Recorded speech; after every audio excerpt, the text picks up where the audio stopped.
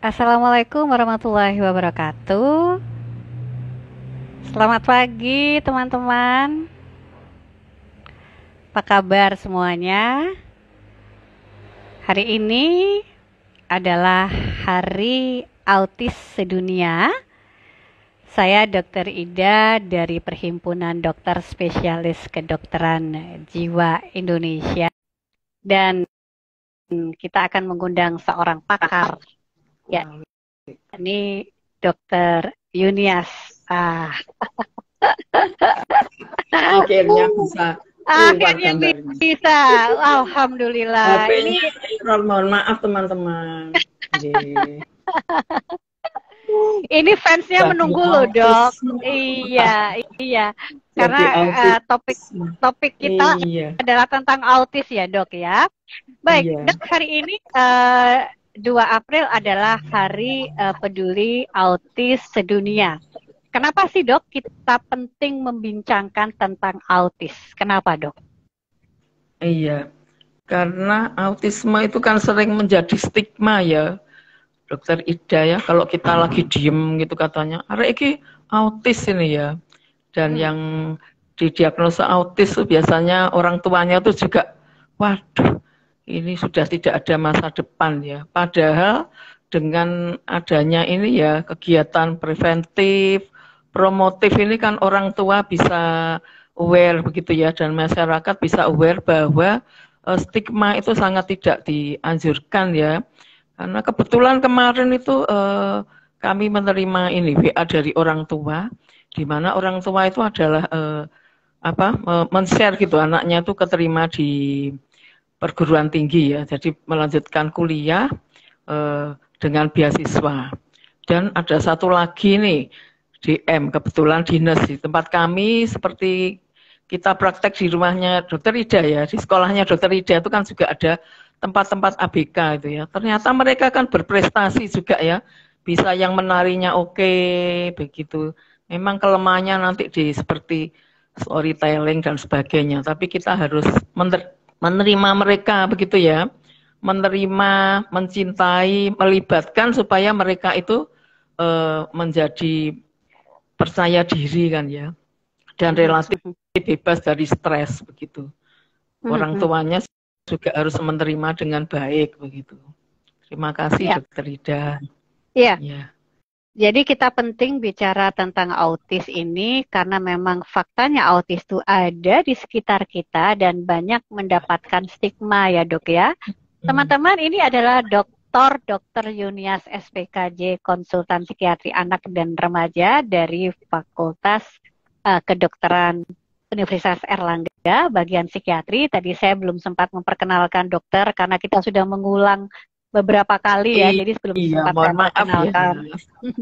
Terima teman-teman. kasih dokter sudah bersedia bergabung.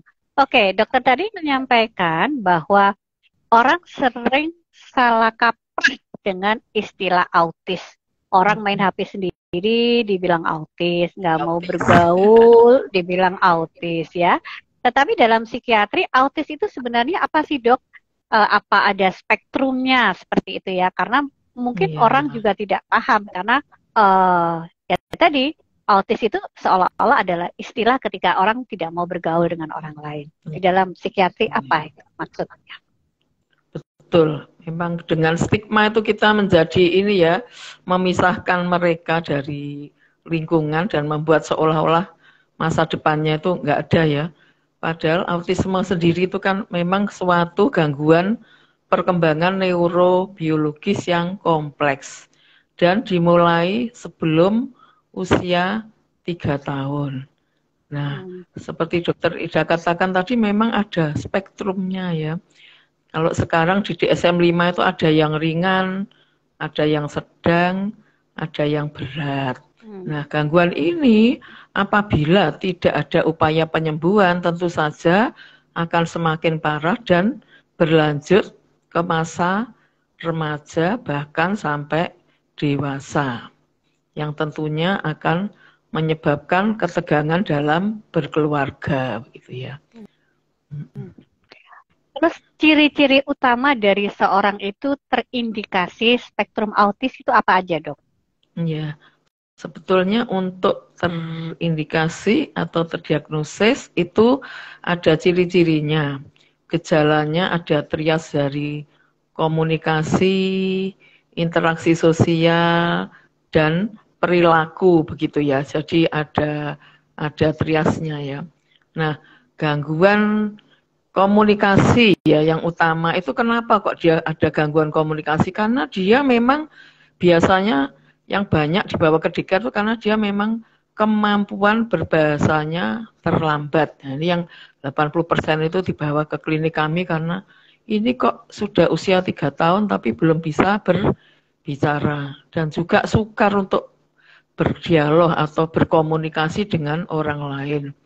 Sering ada orang tua tuh berkata ini berkata-kata bahasa planet dan sering menirukan ini pertanyaan-pertanyaan atau suara yang didengarnya ya. Kata gantinya selalu terbalik-balik jadi bingung. Nah, sebetulnya ada gejala khasnya yaitu dia akan menarik lengan orang lain kan karena belum bisa berbicara tadi. Jadi dia menarik lengan orang lain dan diarahkan ke benda yang dimaksud ya. Kalau gangguan ini komunikasi ya sudah, karena gangguan interaksi itu biasanya loh dipanggil kok terus saja gitu ya. Ya kadang-kadang noleh, tapi lebih banyak nggak nolehnya. Terus dia senangnya autistik, jadi di dunianya sendiri. Kalau dikasih mainan itu tidak mengerti fungsinya, mungkin hanya disusun berderet-deret atau bahkan dibanting, dirusak, dibuang gitu ya. Nah kalau orang tua tuh biasanya dengan metode chat itu dilatih untuk bermain pura-pura ciluba atau menumpang teko itu ya seolah-olah ada airnya itu yang kita dulu namanya pasar-pasar itu dia nggak bisa. Kadang juga tiba-tiba ketawa terbahak-bahak, terus nggak sampai 5 menit nangis sendiri begitu ya. Nah, yang khas lagi juga gangguan tadi perilaku. Jadi dia tuh rutinitas. Kalau ada perubahan, wah seperti tadi bisa tantrum ini kalau ternyata HP-nya ya yang error, jadi harus ganti HP. Untung moderatornya sabar ya dan teman-teman itu sabar. Mohon maaf ya teman-teman semua, ini banyak teman-teman yang pakar-pakar ini. Jadi nanti kita bisa diskusi bersama ya. Nah, kalau di muridnya Dokter Ida tuh yang ini mendengar ketika mikrofonnya bengung gitu ya, dia langsung menutup telinganya dan teriak keras-keras. Nah, orang tua yang bingung, Dok, anak saya ini baik-baik loh, ketika enggak saya turuti tiba-tiba nih loh kepalanya dipukuli loh, tantrum, marah-marah begitu ya. Dan ini pasien-pasien yang suka membawa benda-benda tertentu itu kalau dihilangkan dia akan nangis gitu ya, padahal cuma botol minum tapi bukan botolnya, mungkin tutupnya atau bungkusnya ciki. Nah juga kalau ini dengerin suara AC itu seneng dia, atau kipas angin itu diperhatikan gitu ya sampai itu ya beberapa saat begitu. Nah itu trias dari autisme. Mungkin beberapa itu tidak memenuhi kriteria trias autisme ya, yang dikatakan Dokter Ida tadi mungkin spektrum. Dia itu sekolahnya pinter loh, tapi pinternya tertentu aja. Cuman komunikasi atau interaksi sosialnya itu terbatas begitu. Jadi intinya ada 3 ya dok ya, tadi yang dokter sampaikan bahwa kita curiga ya meskipun tidak boleh mendiagnosis sendiri, yaitu kemampuan komunikasi, interaksi sosial, dan perilaku yang mungkin tidak seperti pada umumnya. Karena merupakan spektrum, berarti ada yang ringan, sedang, dan berat. Nah, mungkin untuk yang ringan atau sedang masih sangat mungkin ya dok ya bisa menjalankan fungsi seperti hal yang lain. Tadi dokter mengatakan gangguan spektrum autis itu faktornya adalah neurobiologi. Ini menarik nih dok, karena kan orang awam itu ketika misalnya ada anggota keluarganya yang terdiagnosis sebagai autis, kemudian seolah-olah menyalahkan diri sendiri atau menyalahkan mungkin keluarganya. Oh, ini siapa yang menurunkan? Ini mesti gara-gara ibunya terlalu sibuk, kebanyakan main HP. Ini nyindir Iya. saya ya. Kebanyakan gaya gitu ya. Mungkin bisa Hmm. dijelaskan lebih detail lagi dok tentang penyebab dari autis itu terkait dengan gangguan Iya. neurobiologi. Mhm. Jadi memang untuk kausa autisme sampai saat ini kan belum jelas ya, diduga ada faktor neurobiologis.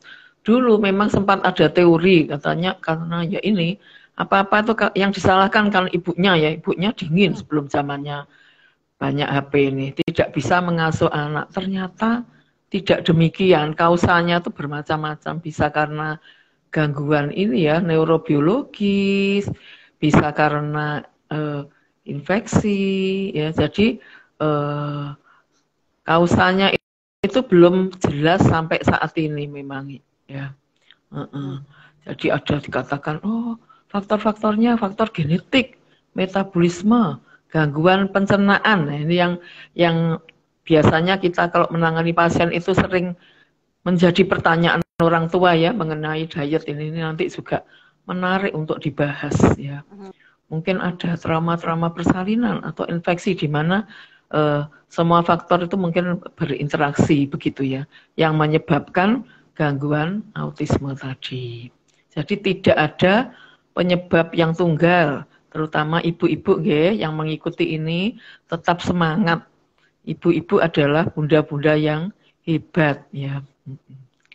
Jadi Mhm. mendapat anak autisme itu karunia, Dokter Ida diberi titipan yang istimewa begitu ya. Mhm. Mhm. Yang penting Oke. dicintai, dilibatkan begitu. Ya. Mhm. Tadi Dokter Junias mengatakan bahwa autism itu bisa didiagnosis ya sebelum usia 3 tahun. Nah, tentu kita berharap anak-anak kita nanti bisa seperti yang lain. Nah, bagaimana sih sebenarnya kita bisa dari awal ada kecurigaan kalau pada umur-umur ini kok kayaknya anak saya ini nggak seperti biasa. Nah, bagaimana orang tua bisa mewaspadai itu? Apa yang paling Nah, gampang untuk dicermati, dokter? ya. Ini sangat menarik dan memang bagus ya. Nah, itu yang dari jurnal-jurnal terbaru dan juga ternyata oh, ini kalau gejala awalnya misalnya usia 3 bulan itu kan anak-anak kita belikan mainan yang menimbulkan sumber bunyi ya, kerincing-kerincing atau suara itu biasanya dia menoleh, tapi ini dia tidak mencari sumber bunyi begitu ya, cuek Hmm. begitu. Terus ketika 6 bulan, biasanya kan sudah mulai mengerti ya, oh kalau digendong mamanya atau ibundanya itu dia oke, kalau dengan orang lain dia tidak mau nangis begitu ya. Nah itu yang menjadi kan penyebab ya ibu-ibu kalau dulu sebelum zamannya onlinean ini kan harus absensi, harus hadir itu sering terlambat. Waktunya senam pagi jam 6 karena anaknya nangis kan, cutinya udah habis.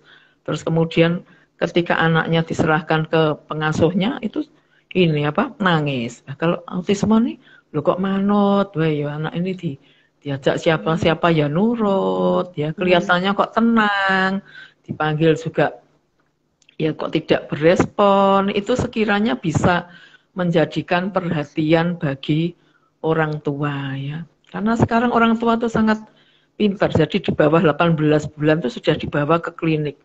Dok, anaknya ini kok aneh ya, cuek gitu loh. Aku takut ini jangan-jangan autisme. Nah, padahal ya nggak semua. Ada juga yang gangguan berbahasa, atau yang gangguan stimulasi tadi ya, karena kita memang sibuk. Jadi memang harus tidak langsung menstigma autisme, kita lakukan ini ya observasi dan evaluasi begitu. Mhm. Terima Jadi kasih. sebagai orang tua kita perlu mencermati ketika mungkin masih berusia di bawah 3 tahun, kok tidak ada semacam kontak mata gitu ya dok ya, Iya atau betul. ketika diberikan stimulasi permainan-permainan yang harusnya merangsang reaksinya gitu ya, Ya, atau kemudian ketika diajak ngobrol atau ada keterlambatan berbahasa atau mungkin justru responnya itu tidak seperti anak-anak pada umumnya. Tapi kadang-kadang malah itu loh dok, anak saya diem, anteng, nggak Iya, rewel gitu ya. Itu juga benar. perlu hati-hati ya dok Seneng ya. orang tuanya ya. Iya, Hmm. Hmm. biasanya. Tapi kalau diemnya terlalu itu memang kita harus ini ya, Hmm. aware begitu ya. Hmm. Tapi juga tidak boleh juga terlalu khawatir ya dok. Siapa tahu ini memang kurang stimulasi atau mungkin ada gangguan yang lain ya dok, termasuk gangguan pendengaran. Oke, dokter Iya, tadi ada betul. spektrum autis. Mungkin bisa dijelaskan secara spesifik dok, jenis-jenis autis itu apa saja misalnya? Ada yang tertentu nggak sih dok? Betul. Kalau dulu penggolongan yang lama memang ada yang sindroma Asperger itu ya, di mana prestasi akademiknya oke, tetapi komunikasi interaksinya terbatas. Ada juga yang Rett syndrome, gangguan pada biasanya pada perempuan begitu ya. Ada juga gangguan disintegrasi masa anak. Jadi itu seperti autisme mirip tetapi tidak memenuhi triasnya itu. Tapi ada pula yang sekarang itu dibedakan ya di SM5 itu ringan, sedang, dan berat gitu. Kalau ringan mungkin masih bisa ya dididik dan dilatih sesuai dengan derajat perkembangannya begitu. Tadi dokter bercerita bahwa mereka yang menyandang autis ini juga sering sekali ada gangguan emosi ya dok ya. Jadi Iya. tanpa sebab yang jelas, kemudian marah. Nah itu bagaimana dok cara mengatasinya? Apalagi kalau dia sampai tantrum misalnya. Iya benar. Memang beberapa teori ya mengenai penyebab daripada tantrum itu ada yang mengatakan karena serotonin di leukus seluloidnya kurang, ada yang karena teori leaky gut syndrome ya. Jadi anak-anak itu tidak bisa mencerna makanan dari kasein dan gluten. Kasein itu misalnya susu sapi dan produknya. Kalau gluten itu roti-roti, tepung terigu ya. Nah, itu sehingga menyebabkan anak itu kalau mengkonsumsi banyak kasein dan gluten, bahan makanan dari kasein dan gluten, anak itu kan muter-muter, kadang teriak-teriak, tantrum. Nah, itulah yang mendasari mengenai diet yang sering menimbulkan ini ya, konflik. Ada yang boleh diet, ada yang nggak perlu gitu ya. Nah, ternyata diet itu kan juga penting untuk keseimbangan mikrobiota di usus begitu ya. Karena dengan saluran pencernaan yang sehat, maka kan juga serotonin itu akan meningkat juga. Kita ketahui serotonin itu juga banyak di saluran pencernaan.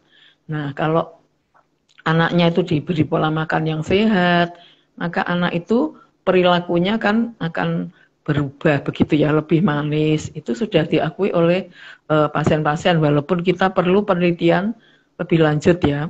Saya pernah itu masih systematic review, memang ada hubungannya ternyata mikrobiota di usus dengan perilaku tantrum tadi. Nah, untuk mengetahui atau mengatasi tantrum, tentu saja kita cari penyebabnya. Apakah ada faktor stres pada anak? Stres itu kan bisa mempengaruhi kognitifnya, jadi anaknya tuh murung, diajari nggak mudah lupa, jadi emosinya mudah marah, terus tantrum tadi ya, atau gangguan psikologis ya, terus gangguan kognitif tadi. Nah, kalau sudah tantrum, tentu saja kita lihat tantrumnya itu anak ini usia berapa ya?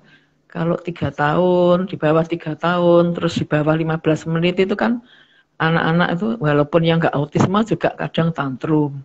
Nah, kalau tantrumnya berlebihan, merusak-rusak bahkan sampai masa dewasa, maka kita bisa melakukan metode time out begitu ya. Time out itu artinya dicuekin. Jangan, wes daripada tantrum saya turutin aja ya. Sehingga anaknya tuh bisa paham, oh perilakunya ini, kan anak autis tuh walaupun nggak bisa komunikasi verbal, nonverbalnya kan mengerti ya.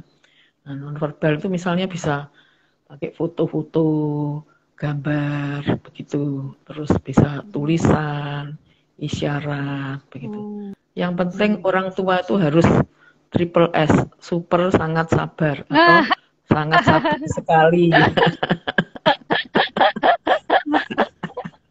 Iya. Iya, Jadi iya.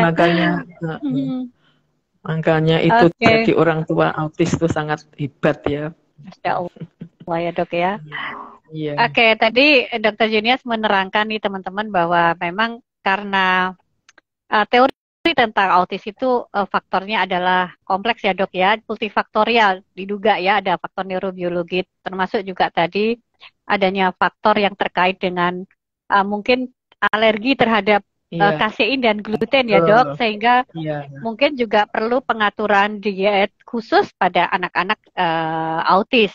Dan tadi dokter Yunia juga menerangkan gangguan perilaku pada anak-anak autis yang mungkin sifatnya ekstrim sampai tantrum dan lain sebagainya.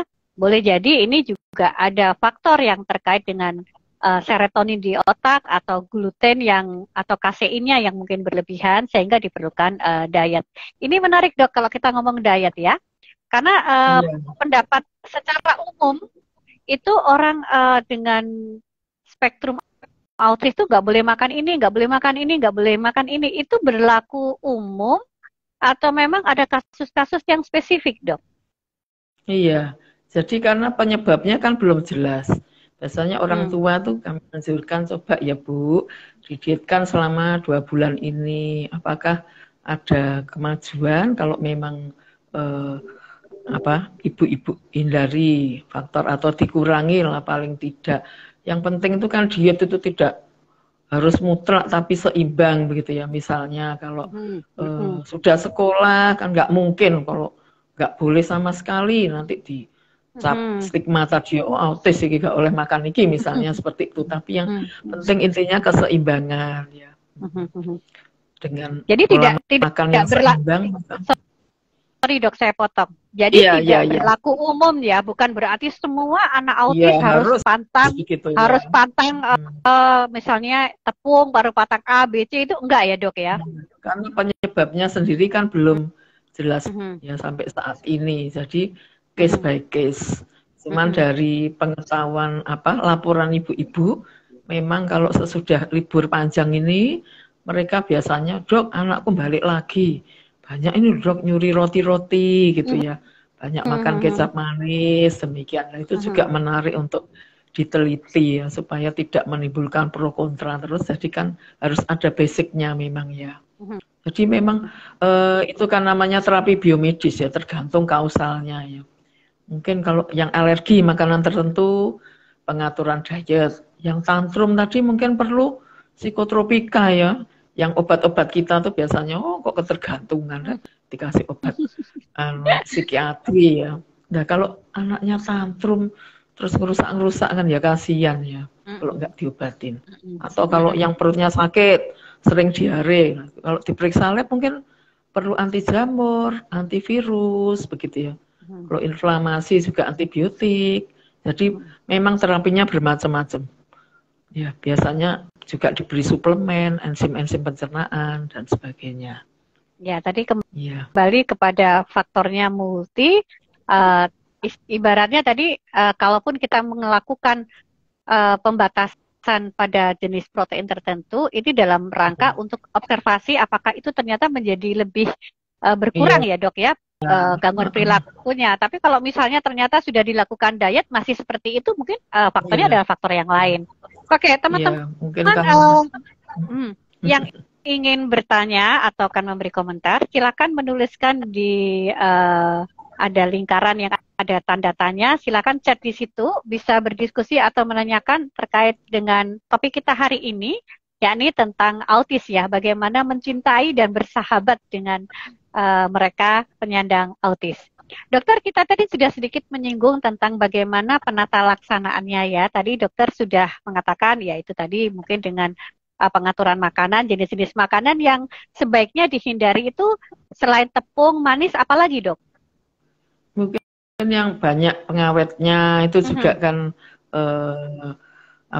anak-anak itu kan kurang baik ya. Yang lebih baik kan makanan alami begitu ya. Oke. Terus Jadi saat pewarna itu juga buah-buah yang mengandung fenol itu juga sebaiknya contohnya apa dihindari dok karena buah yang mengandung fenol dok? misalnya kalau dipotong tuh berubah warna, apel, pir Hmm. itu ya, anggur, pisang, jeruk itu Hmm. kalau mengandung fenol sehingga anaknya tuh bisa tantrum. Lah buah yang boleh apa? Nanti kalau semua nggak boleh, masa nggak makan ya anaknya ya?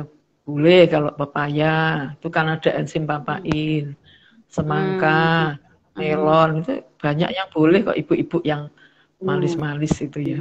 Oke, Kan oke. juga manis kan? Iya. Iya, dan lebih murah ya dok ya, papaya lebih Iya. murah daripada apel, pir gitu. Dokter, ini ada pertanyaan dari Iya. akun Ventiswar. Izin dokter, apakah autisme itu dapat menetap hingga dewasa? Jika iya, apakah ada perbedaan tata laksana antara anak dan dewasa? Gimana dok? Apakah ini bisa menetap sampai dewasa? Ya, terima kasih. Memang autisme itu kan onsetnya sejak masa anak, tetapi banyak pula yang tidak terdeteksi, jadi tahunya ketika dewasa. Nah, untuk itu terapinya juga bersifat kausal ya, tergantung gejala-gejala yang timbul itu apa. Kan ada anak autisme yang hiperaktif, yang hipoaktif, itu kita cari penyebabnya itu apa, terus kemudian kita terapi sesuai dengan penyebabnya tadi.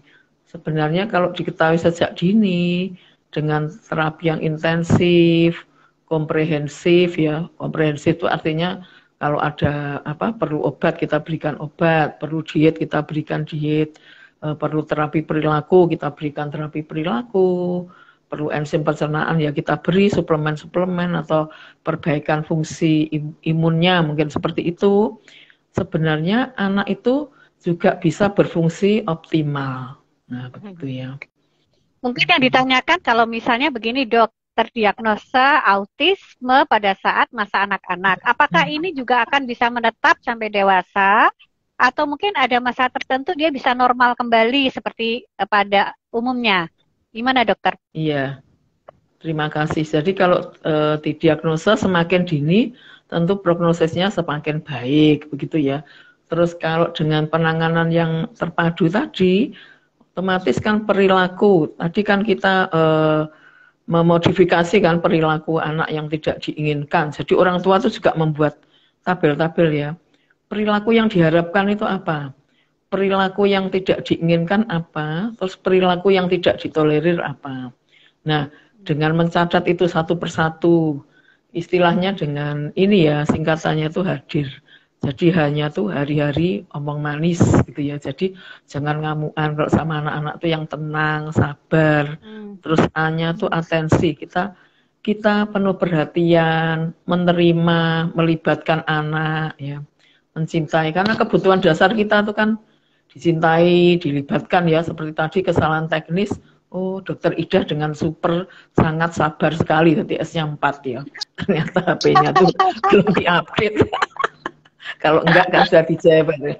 Jadi terus ini, jadi terus mendengarkan kan tadi dokter Ida contohnya bagus ya. Jadi sesuatu kok yang enggak kebetulan ya.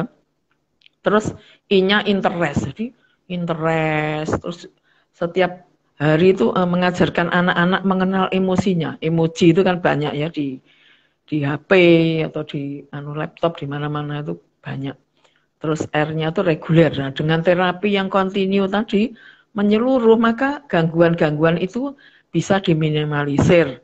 Memang kalau sembuh 100% itu kan tidak bisa ya, seperti kita ada ciri kepribadiannya tertentu. Misalnya kalau saya nih cerewet gitu ya, Bu Ida kalem kan nggak bisa kalau ditukar-tukar gitu ya. Tapi paling tidak dia bisa berfungsi normal begitu dan bisa diterima oleh lingkungan. Nah, sekarang juga pemerintah kan bagus nih banyak mengadakan SD inklusi ya dokter Hidayah yang itu artinya nggak dipisah begitu autis ya sendiri gitu ya, tapi dikumpulkan dengan teman-temannya sehingga dia tahu oh caranya seperti ini loh. Saya nih ya harus antri, nggak bisa semaunya sendiri gitu kan. Oh kalau masuk itu harus mengucapkan salam, ya mengucapkan salam selamat pagi Bu begitu ya. Oh kalau ulangan itu nggak harus, kalau sudah pinter tuh dulu ada ya harus 100 terus.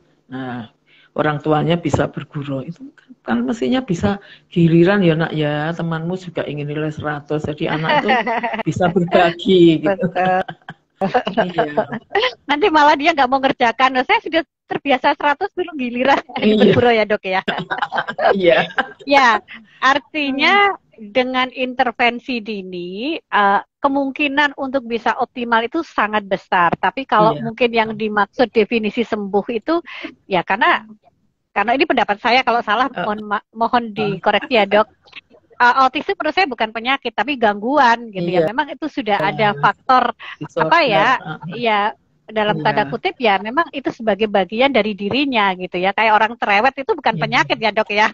Asal cerewetnya gak kebanyakan ya dok ya. Baik dok, masih ada pertanyaan lagi nih dari akun RM Haf. Izin bertanya dok, saya mempunyai anak autis usia 5 tahun. Di tempat terapi anak saya dilakukan tiap pagi tindakan menggulung badan. Anak saya menggunakan kain dengan alasan biar tenang. Bagaimana menurut dokter? Jadi ini maksudnya mungkin ditaruh di kain, Iya, digulung badannya biar gulung tenang. gitu Nah, ya. iya, gimana dokter? Iya, terima kasih. Memang terapi-terapi apa autisme itu kan bermacam-macam ya. Bisa terapi farmakologis dan non farmakologis. Ini mungkin salah satu bentuk terapi sensori integrasi itu ya, di mana apa supaya anak itu saraf-sarafnya tuh lebih peka begitu ya. Nah, itu salah satu ini, Pak, salah satu metode di antara metode-metode yang lain. Dan memang metodenya itu spesifik ya, setiap anak itu berbeda. Nah, dalam terapi itu kita yang penting tuh ada komunikasi antara orang tua, guru, pengasuhnya, begitu ya.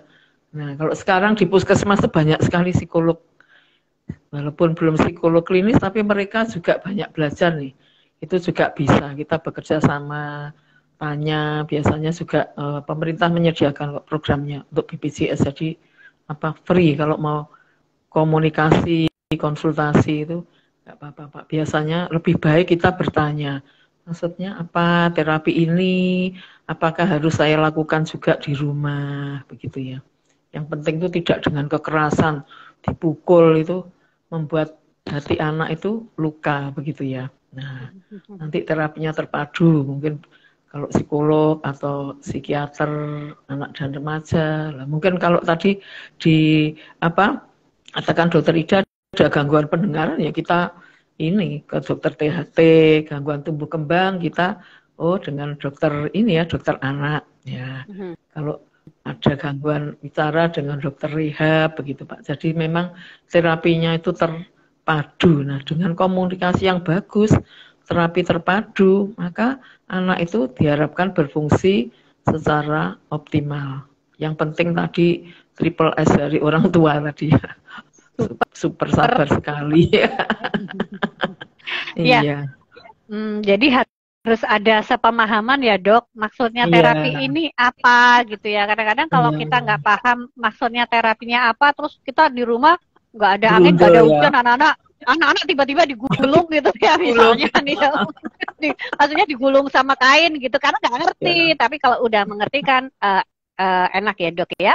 Iya. Oke dok, waktu kita sudah semakin sempit nih dok. Ini ada pertanyaan yang mungkin banyak juga ditanyakan oleh teman-teman terkait dengan pemberian farmakoterapi. Tapi dokter sudah menyinggung ya bahwa Iya. ketika ada kondisi-kondisi tertentu, psikiater akan memberikan obat. Nah ini kan juga Iya. ada salah paham. Jangan dikasih obat nanti malah jadi Iya, kecanduan. betul. Sudah autis, kecanduan. Jangan dikasih obat nanti jadi nggak pinter, kecerdasannya jadi turun. Nah sebenarnya Iya. kapan kita memberikan farmakoterapi pada kondisi autis dan obat-obat yang diberikan itu apa sih dok? Tujuannya untuk apa? Iya, benar memang ya tidak semua diberikan obat seperti yang di sekolahnya dokter Ida itu kan dengan terapi bermain ya, play terapi itu sudah diteliti oleh dokter Vista begitu ya dan teman-temannya. Itu salah satu terapi karena penyebabnya kan belum jelas. Tetapi kadang-kadang anak itu yang agresif, misalnya merusak, menggigit, mencakar begitu ya. Terus ada menyakiti diri sendiri ya merusak-rusak.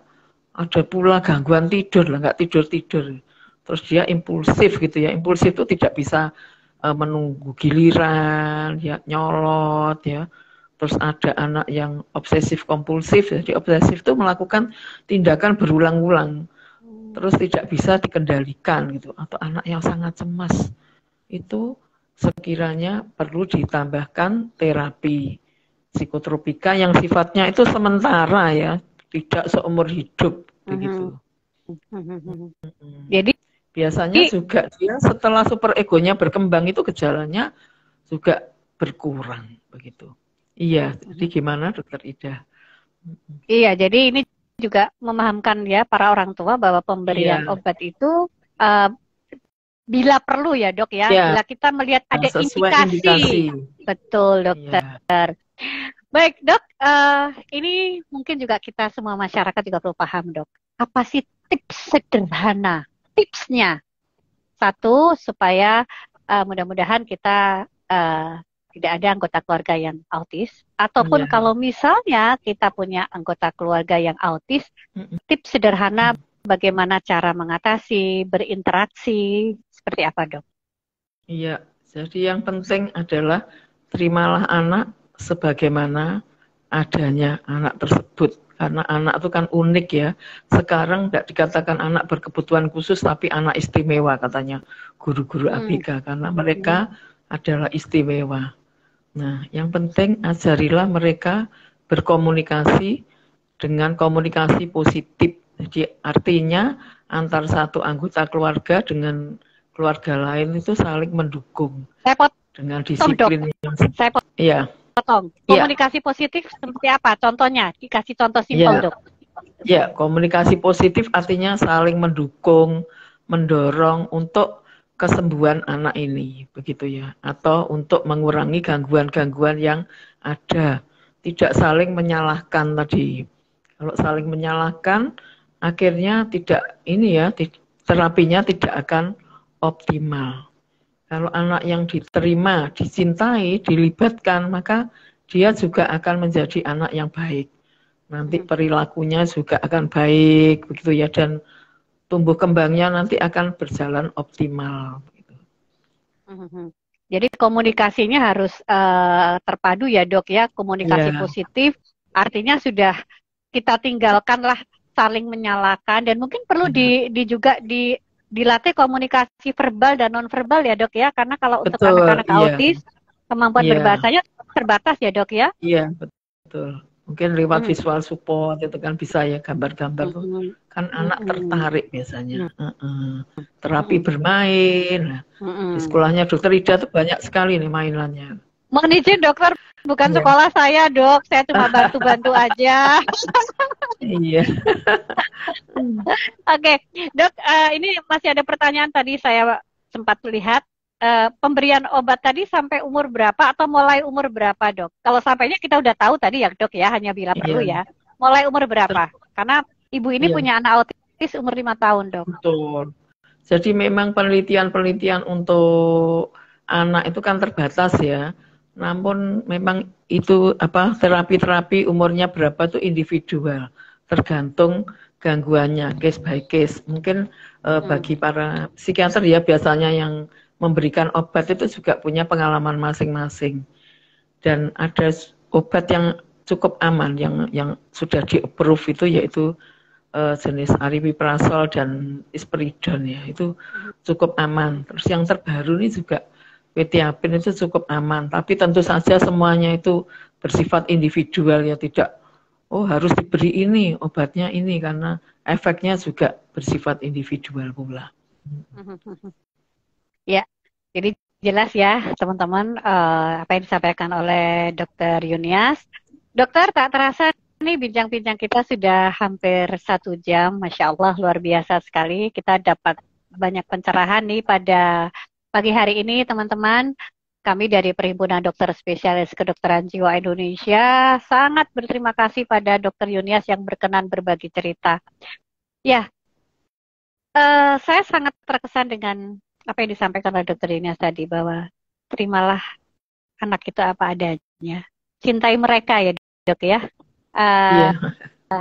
mereka adalah anak-anak istimewa dan mereka akan tetap bisa berfungsi dengan optimal kalau kita memberikan kasih, memberikan intervensi, dan juga menjadi lebih berdaya ketika ada dukungan dari semua orang, semua masyarakat. Yuk kita stop stigma terhadap orang dengan autis. Mereka adalah anak-anak istimewa dan akan tetap bisa berfungsi optimal dengan dukungan kita semua.